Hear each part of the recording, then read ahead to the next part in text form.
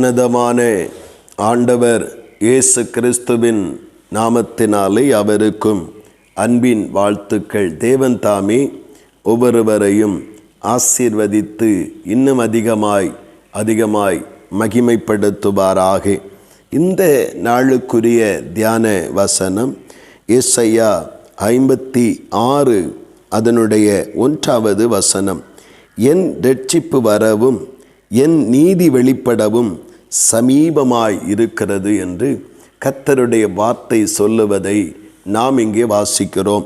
அதில் அந்த கர்த்தருடைய இரட்சிப்பு வெளிப்படவும் அவருடைய நீதி வெளிப்படவும் சமீபமாய் இருக்கிறது என்றால் எப்பொழுது அந்த நமக்கு வாழ்விலே கிட்டி வந்து நாம் அதை கர்த்தருடைய இரட்சிப்பையும் கர்த்தருடைய நீதியையும் அனுபவிக்க முடியும் என்றால் அங்கே வேத வசனம் சொல்லுகிறது, நீதியை கவனித்ததை நடப்பியுங்கள் என்று அந்த வசனத்தின் ஆரம்பத்திலே சொல்லுகிறது.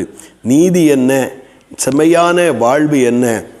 நம்முடைய தேவனுடைய சமூகத்திலே அவரை ஆராதிப்பது, ஓய்வு நாட்களை குலைச்சலாக்காதபடி, பரிசுத்த காலங்களை குலைச்சலாக்காதபடி, தேவனுடைய சமூகத்தை அசட்டை பண்ணாதபடி தேவனை ஆராதிப்பதும் தேவனை மகிமைப்படுத்துவதும் தங்களை உலகத்தால் கரைபடாதபடி தங்களை காத்து கொள்வதும் தான் நீதி என்று வேதத்திலே நாம் வாசிக்கிறோம். ஆண்டவருடைய நாமத்தினாலே இந்த காலை நேரத்திலே கர்த்தருடைய இரட்சிப்பும் நீதி வெளிப்படவும் சமீபமாயிருக்கிற இக்காலங்களை கரை சேருவதற்கும் கர்த்தரால் நடத்தப்படுவதற்கும் மகிமைப்படுத்தப்படுவதற்கும் சமீபமாயிருக்கிற காலத்தை நாம் அலட்சியப்படுத்தி விடாதபடி கவனமாக இக்காலங்களிலே நீதி செய்கிறவர்களாய், மனித நீதி அல்ல, மனிதன் விரும்புகிற நீதியும் அல்ல, கர்த்தருடைய வேத வசனம் நமக்கு சுட்டி காட்டுகிற நீதியிலே நடக்க ஆரம்பிப்போமானால் கர்த்தருடைய வார்த்தையின்படியே அவருடைய இரட்சிப்பும் நீதியும் நமக்கு சமீபமாக நம்முடைய வாழ்விலே நிறைவேறுகிறதாய் இருக்கிறது. அது ஆண்டு மகிழ்ச்சியோடும் அது மன நிறைவோடும் இருக்கும்படியான இரட்சிப்பாக அது மாறுகிறது.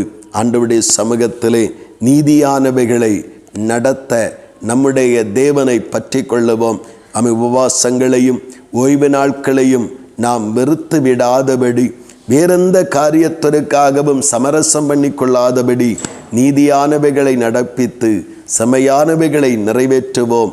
அதுவே நம்முடைய வாழ்வின் மேன்மைக்கும் கர்த்தருடைய நன்மைக்கும் ஆசீர்வாதங்களுக்கும் நம்மை பாத்திரவான்களாக நிறுத்தும். ஆண்டவருடைய இரட்சிப்பும் நீதியும் வெளிப்பட சமீபமாயிருக்கிறது என்பதை உணர்ந்து நீதியை நடப்பிப்போம். தேவனே நம்மிலே மகிமைப்படுவாராக. ஆமேன், ஆமேன். செபிப்போம்.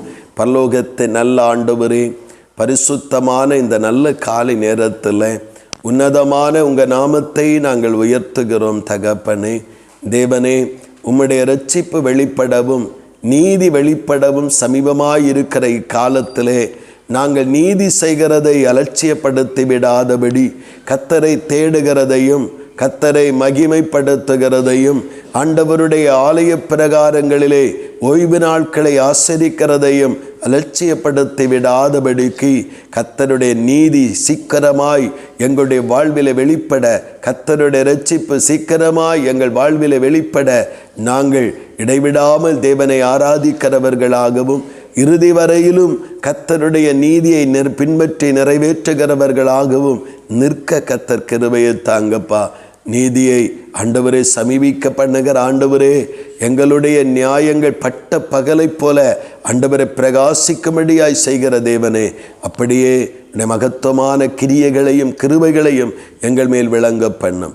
கர்த்தர் அப்படியே செய்கிறபடியாய் ஸ்தோத்திரம். நாமத்திற்கு மகிமை வர பண்ணும். இயேசு கிறிஸ்துவின் மூலம் செபிக்கிறோம் ஜீவனுள்ள நல்ல பிதாவே. ஆமேன், ஆமேன்.